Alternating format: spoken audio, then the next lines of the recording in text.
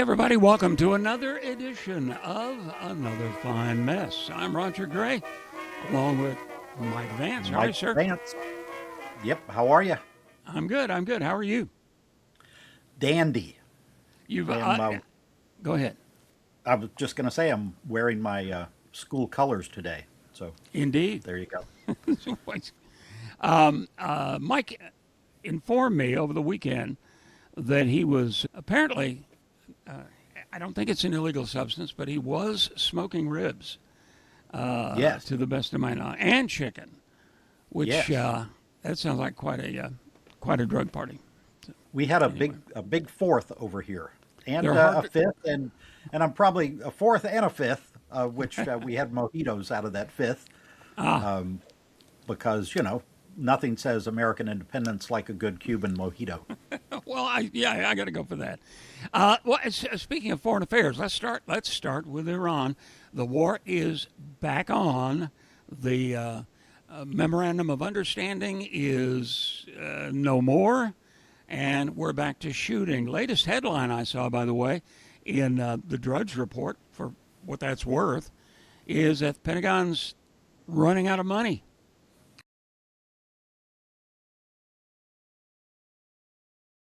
We're shooting up our supplies. Apparently, the USS Abraham Lincoln, according to Trump, shot down 111 drones in about an hour.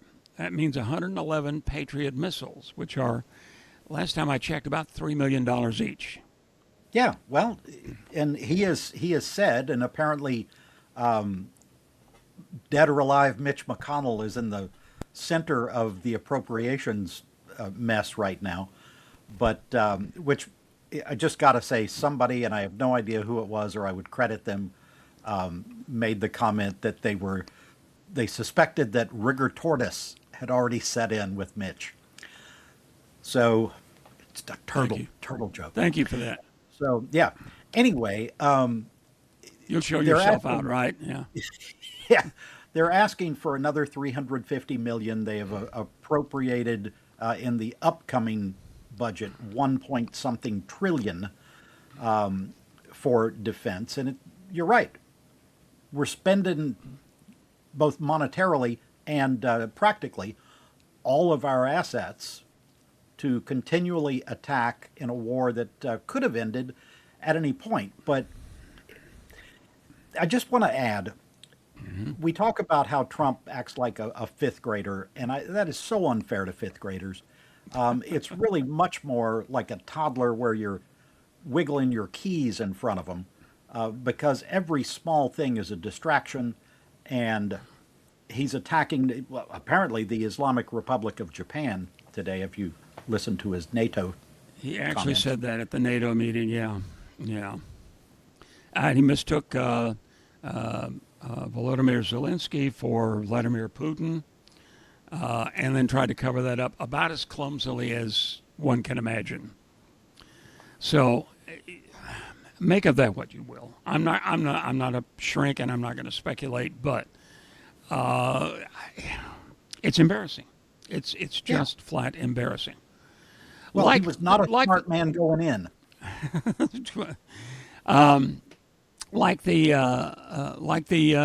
Fourth of July celebration, the Freedom 250, which took the place of the America 250 that had been planned, the unifying event, the bipartisan event that had been in the planning stages for like 11 years, was superseded and money drained, by the way, for this Trump event, Freedom 250, which was a giant bust. Yeah, because nobody wants anything to do with him. He is, as you said, a complete embarrassment. And to be blunt about it, everything he touches turns to shit.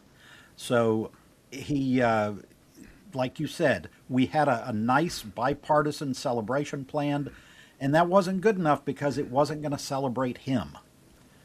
And Yeah, you saw hundreds of pictures of nobody there, yeah. and then Fox News showing an empty field, going, people are really starting to pour in. There's nobody here. We can see the pictures. Excuse me, looking around. I'm looking around to see where my dog is wandering to because we're not sure how completely house trained she is yet. Okay, She may be looking for that American County Fair. she might be. She might be. Yeah, it was. It was an embarrassment. The speeches. He he sort of kind of tried to make it just kind of about America and unity and freedom and all of that. But he couldn't resist. He couldn't resist talking about 2020. He couldn't resist talking about how he's been treated. And it became a giant Trump rally, let's be honest. Yeah. Well, he has been treated, pretty poorly because he's only managed to steal about between $2 and $4 billion since he took office again 18 months ago. So, Between him and his boys, Uday and Kusei, yeah. yeah, it's a rough cross to bear. And as you said in your written piece, he managed to top himself. Well, no, we all wish he would top himself. That's a different thing. He managed to exceed the embarrassment on the fourth by then making the entire world angry at him over soccer. Yes, which is what we call football, yeah, and we. Why don't you explain it? You're much more the sports guy than me. Yeah, so Flo Balogun, who is one of our top players, Pulisic is the one that everybody agrees is our top player, although he totally disappeared in that Belgium match, which I'll get to in a second. Not that I'm bitter about that, mind you. But the Flo Balogun got a red card, and it was, everybody would agree, undeserved. The referee did not even call a penalty in real time.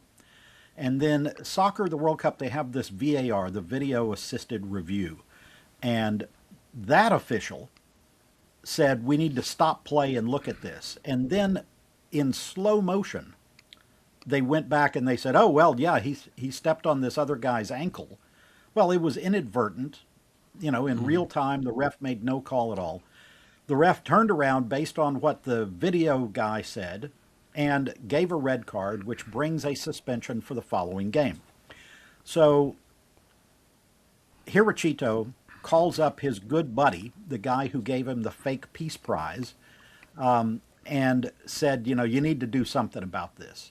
So they converted the suspension against Belgium to a probationary period of a year.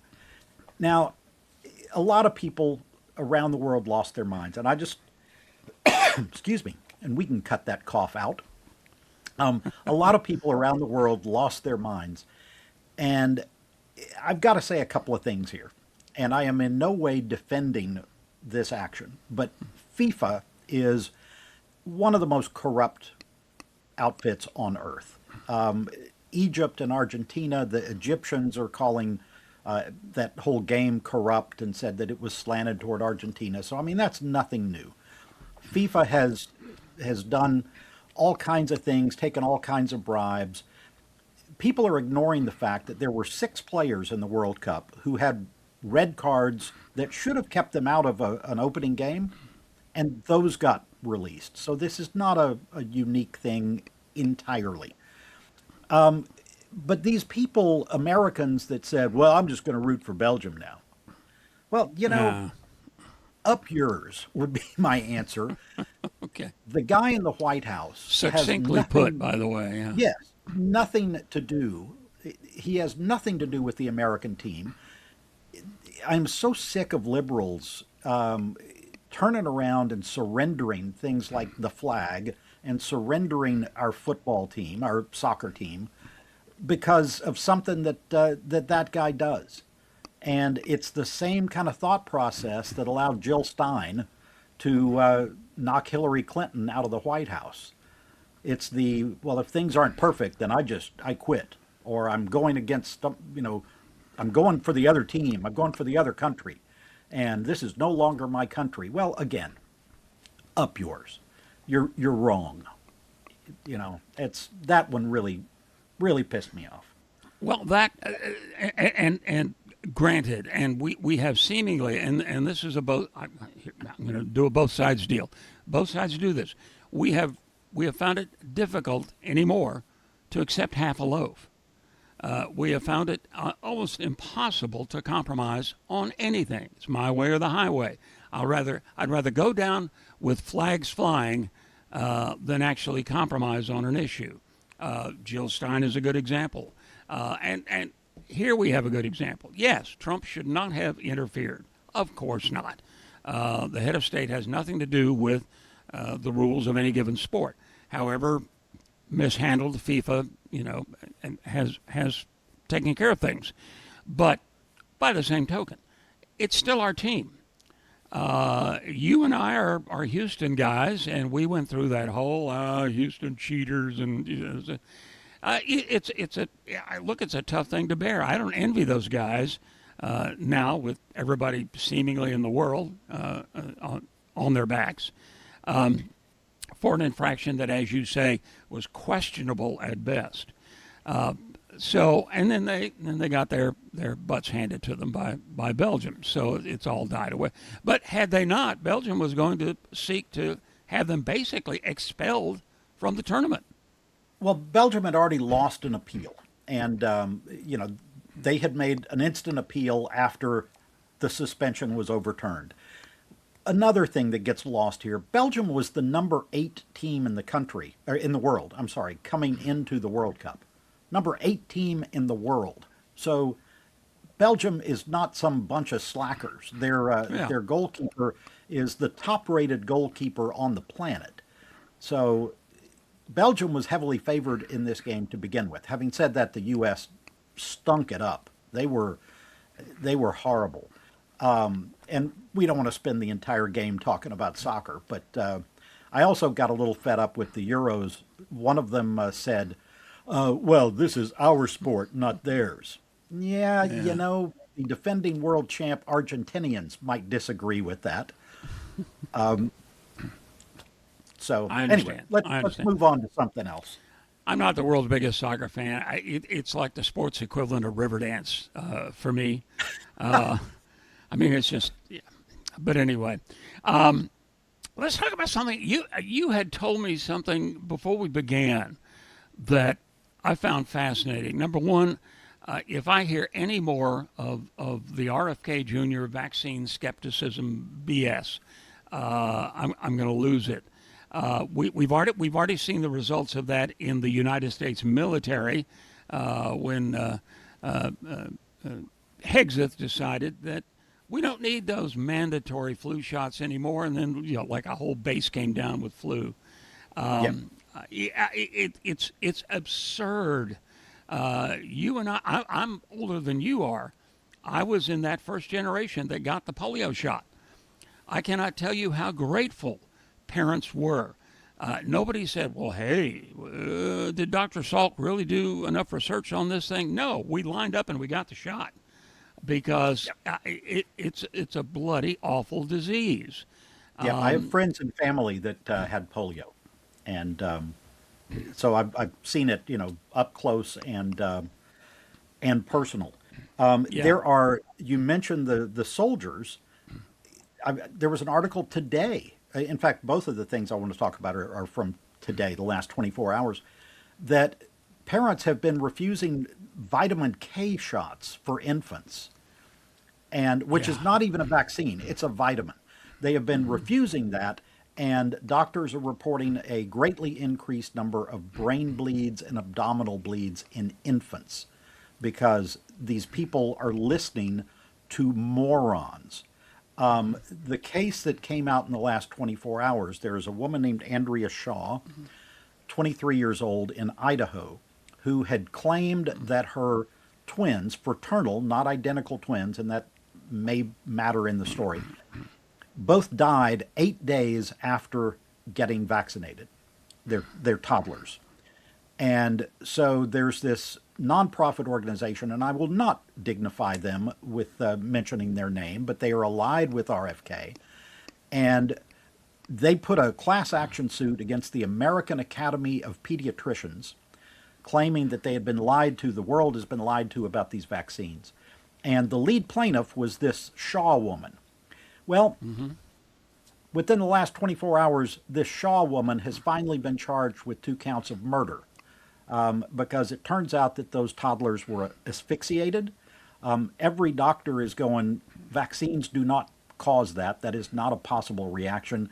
And the idea that 2 fraternal, not identical twins are both going to die at the exact same time, 8 days after this vaccination, is absurd.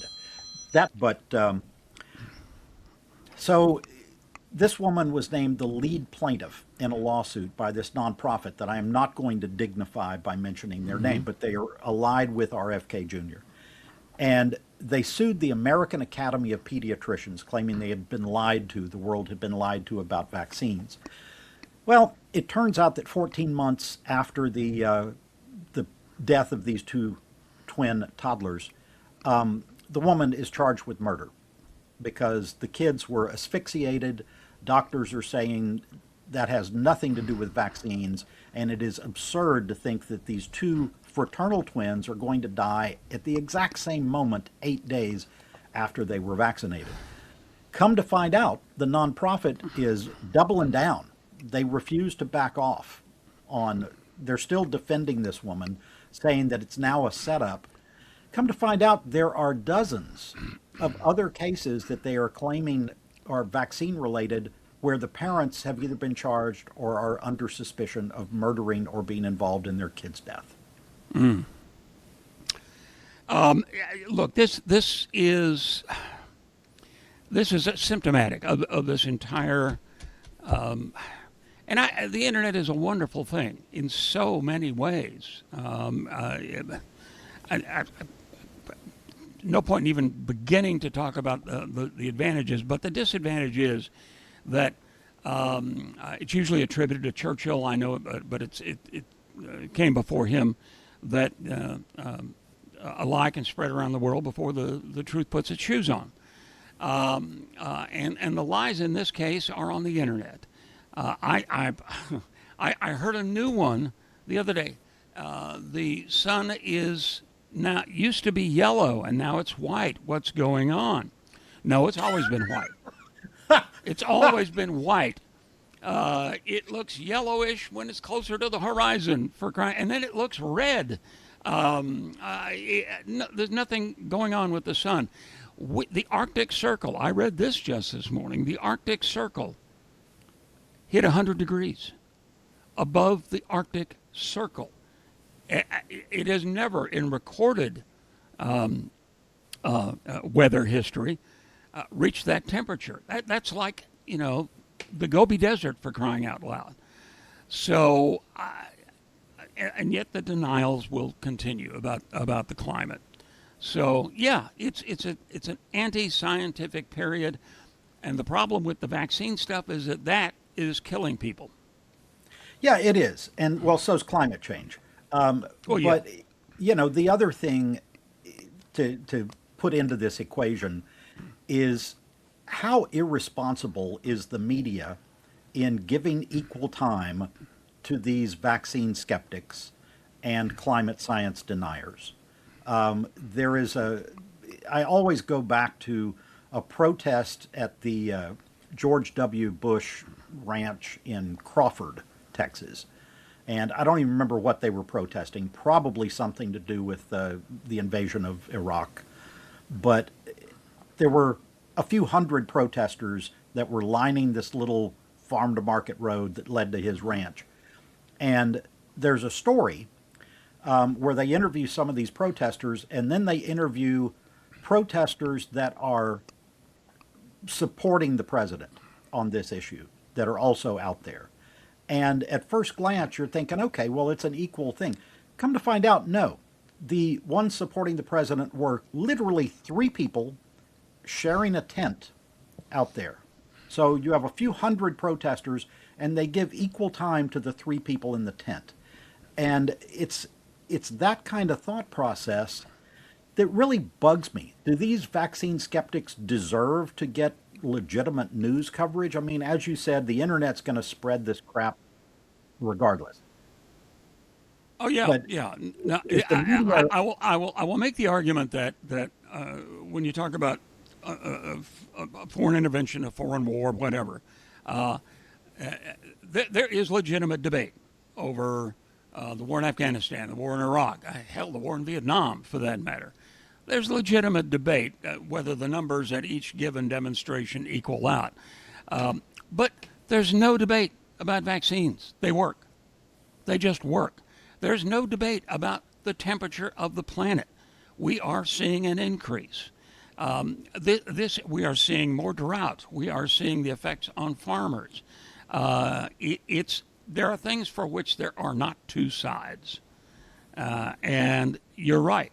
Trying to play each of them the same way, whether it's a legitimate difference of opinion or just nonsense, is irresponsible. Just is. Well, thanks for that. But anyway, let's see. Let's talk. You mentioned your frustration with liberals. Let's talk about the Senate race in Maine. Susan Collins, who can be depended upon to, write a stern letter to the president about whatever the issue may be. He's facing a challenge from a guy who I guess at first blush sounded like, boy, the perfect Democrat. He's an oysterman, right? Am I remembering right? Yep. Yeah. Yep. You are. He's an oysterman. He's a working guy. He gets his hands dirty, and he's challenging this long-term Republican incumbent. Graham Plattner is his name, and boy, everybody lined up behind him, and turns out he ain't such a great guy. Well, there was talk about that from the get-go with Graham Plattner. And his opponent in the Democratic primary is Janet Mills, who was a two-term moderate Democrat governor of Maine, and is also in her 70s, her middle 70s, I think. And Graham Plattner is a young guy, so that whole generational change comes into play. Graham Plattner is also a combat veteran, and he was very open about saying, I've struggled with PTSD, I have struggled with alcoholism, and I have gotten better. He is now married. There was an article in the New York Times 2 months ago, and 3 women from Maine who had dated Plattner came out and talked about how rough it was to be in a relationship with him. All 3 of them said that he never hit them, he never abused them, he never forced himself on them. In the last couple of days, one of those women has changed her story and said that he did come over to her house. And she had actually talked about that episode, that he showed up drunk after they had supposedly, were talking about breaking up. She is now saying that he did force himself on her. So everybody, including people like Bernie Sanders, who were early behind Graham Plattner, are saying you got to drop out. And we're taping this on Wednesday midday. He has until Monday to drop out, and the Democrats being able to replace him on the ballot. So I'm pretty sure he will. There are complaints that he is still trying to influence the choice of a successor. Okay, fine. Tell us who you think is a good idea. And I know he blamed a lot of the early complaints from women on PTSD. Well, it can legitimately have that kind of effect. He said, he goes, I had an alcohol problem. I mean, he was upfront about it. And at the time, I'm thinking that's an admirable way to approach it. It's the opposite of the Ken Paxton approach. You're being upfront, you're admitting all of this stuff. But whether it is true or not, it is something that cannot be overcome in an election, and he needs to drop out. Indeed. And as you say, by the time this airs, by the time we get this posted everywhere, he may well have. But their question now, it's getting late in the campaign. We're heading toward the fall. I seriously doubt that they can regroup, and this is going to be a Kamala Harris kind of deal, kind of late in the game to change your racehorse. Well, we'll see. Maine is a relatively small state in population. It's a lot different than running a national campaign. We'll see who they come up with. The Democratic National Committee had $24 million they were getting ready to pump into Maine. They've said unless Plattner drops out, they will redirect that to another state. So, presuming he drops out, they will put that money back into Maine. And like I said, it's not like Texas and California, for example. If you run TV ads, you're talking about a number of major markets, and that's very expensive. In Maine, you're talking about 1, 2 TV markets that are much smaller. So it's a different animal.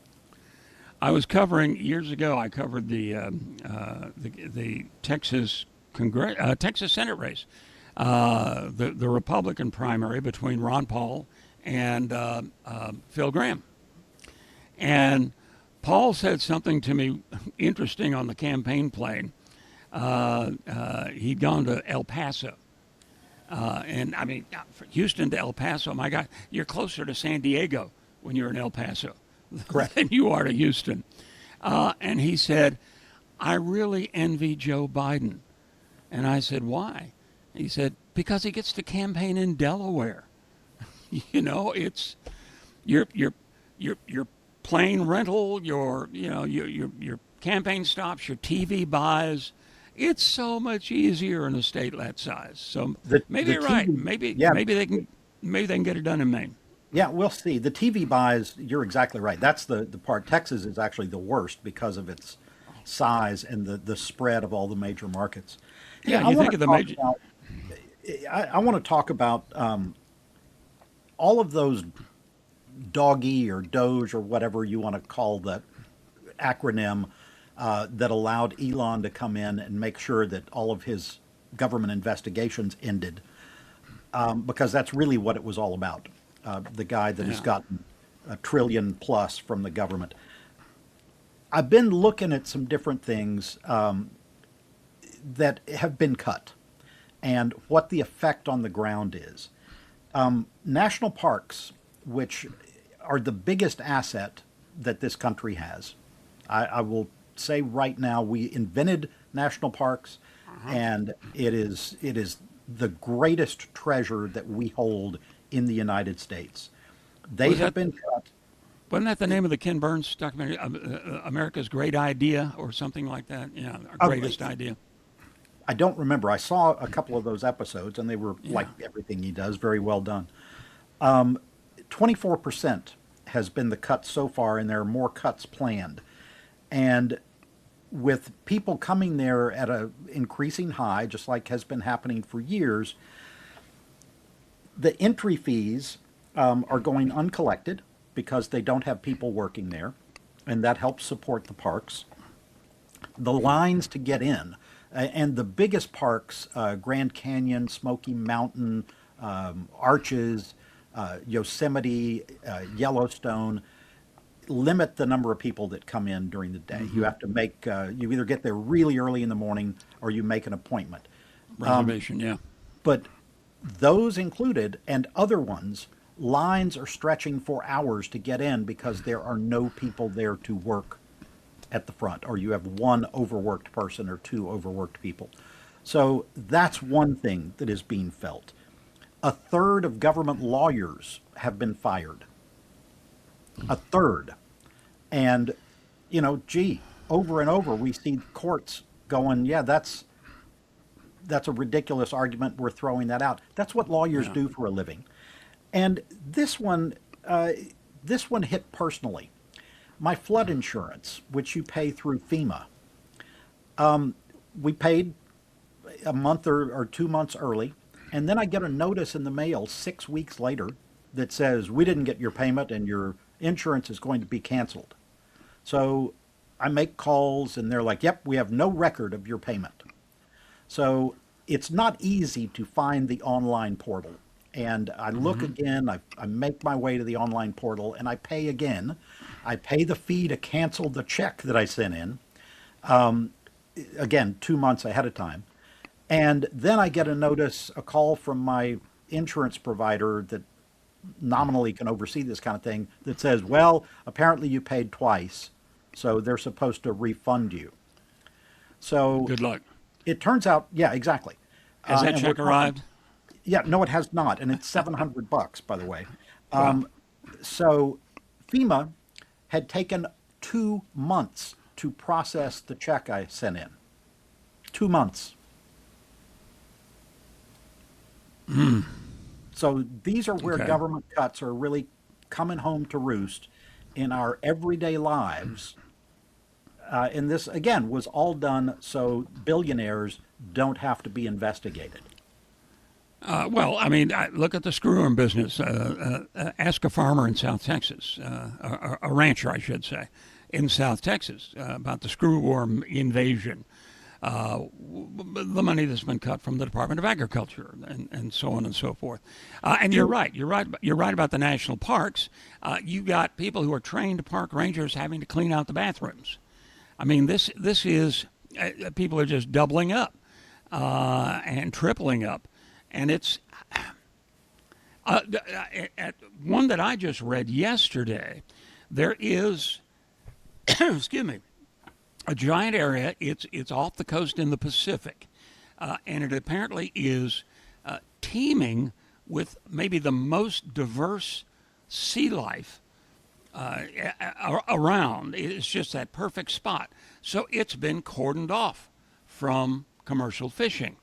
Well, just like logging and oil exploration in protected areas now, the president announced, go for it. Go fishing out there. And this is an area where you get animals that are becoming very rare elsewhere, and they're protected, but it no longer. So yeah, some of it is the budget cuts, but it's also just, I think, sometimes just spite. Well, Did any Obama protect that area? Well, then we're canceling it. Yeah. well, and to be fair, it was under Obama that the screwworm, the fly sterilization, that was a joint situation between the United States and Mexico that had been there for 5 decades, something like that. Okay.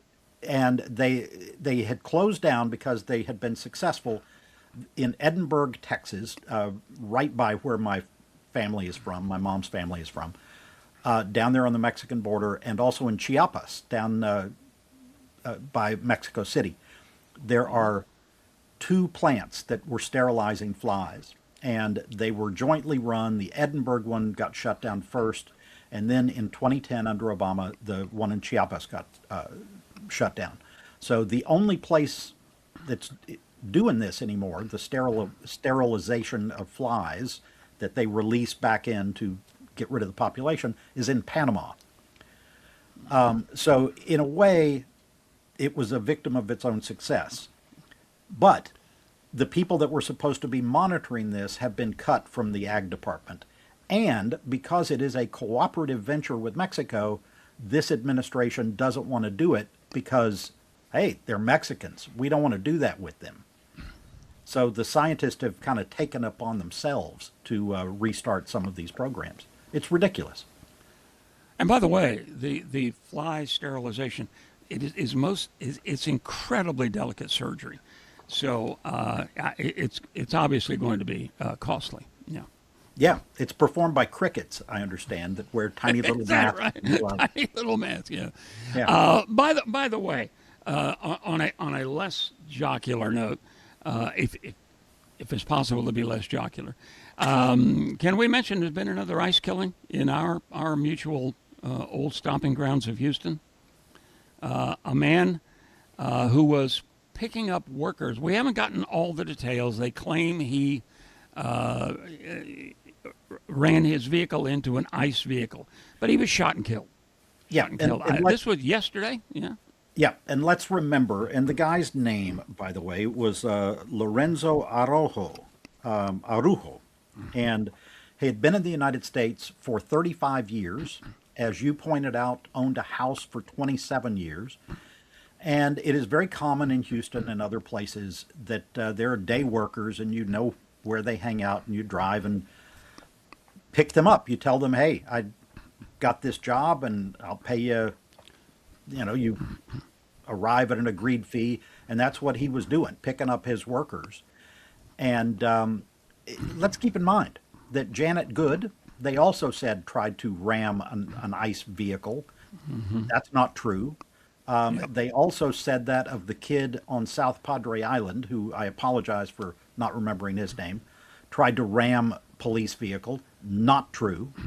So that's their MO. They say, oh, he was trying to run over us. He was trying to do this.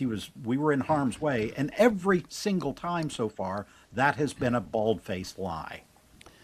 Yeah, it's the only way they can claim self-defense here, because the guy wasn't armed. I will be fascinated. I'll be very interested to see the body cam footage if they release it, if there is some, as to whether he knew who they were. I mean, you got guys in masks with guns. Am I stopping? I'm not sure, unless I know who I'm dealing with. If the vehicle was unmarked, do I know that's a police vehicle, law enforcement vehicle? I don't know. But the more essential question is, this guy, apparently a good citizen, not a criminal, not the worst of the worst, as they claim they're continually going after. Obviously a hardworking guy, and he's picking up more hardworking guys, and they're going to go do some hard work. Why is he a target? I understand. I understand. He probably came in illegally 35 years ago. What are we doing here? I mean, And honestly. has been contributing to the economy ever since, paying taxes ever since. The numbers don't lie. And this whole idea of we're sending criminals back, last I looked, 12% of the people that we're sending, that they're targeting, have some sort of criminal record, which leaves 88% that don't. I mean, they overwhelmingly, the people they are going after are hardworking, yes, Americans. No matter what their status here is, they are contributing Americans. They are part of this country. They are part of the economy. And they, as we've talked about before, pay way more in taxes than they get back in benefits. Well, and if you are not here legally, you do not get government benefits, to be quite Correct. honest. And the Cato Institute, not a liberal outfit, has said that their crime rate is lower than native-born Americans, Yep. per thousand, and their contribution is immense. If economic contribution is immense, so. Yes. So a lot of folks came over illegally, but if they're getting the job done and they're filling essential tasks, and ask any construction company, ask any large farmer, particularly in the valley, if they're necessary, they're going to tell you, yeah. In many cases, they're joining the U.S. military and fighting for the country. So going after this guy, I've mentioned before, I have a fellow that I live on a couple of acres here. And since I moved here, I have a guy who every couple of weeks comes in and does mows all this acreage here, all this acreage. And we talked a few times. His English is pretty good. He was from Cancun. I asked him once, "Why did you leave there?" But he's a church-going guy. He's a lay preacher at his church. I've met his son. They were going to buy an old Jeep that I had that I was restoring. He's a hard-working guy. He drives a nice new truck, so he made some Ford dealer happy. I mean, this is a guy who's earning a living and making a place for himself and running a business, and he's a damn sharp businessman. So, is this the guy you want to go after? Really? So, this is not making sense to me. No, it's criminal. I mean, it's inhumane and just despicable And it's grounded in racism and nothing else, because All they're right. not limiting their attacks.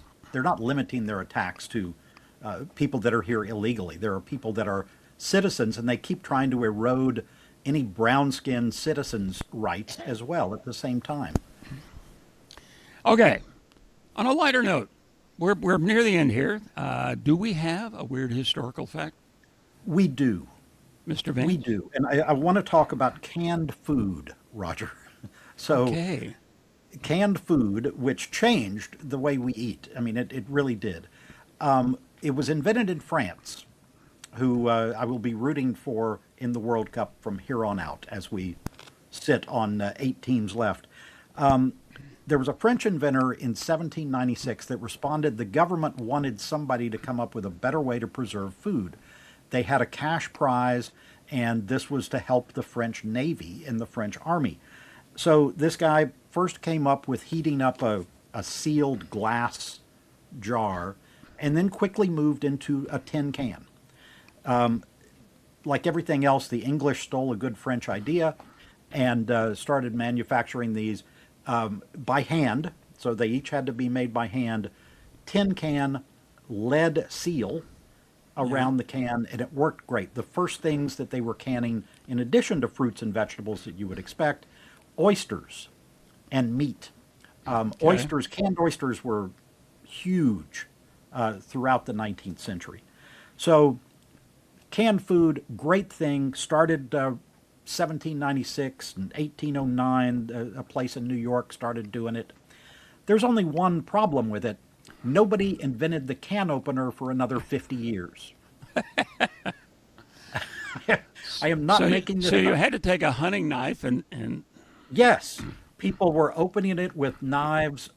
Soldiers were opening with bayonets. There are people that would use axes, hammers, and chisels to open their can.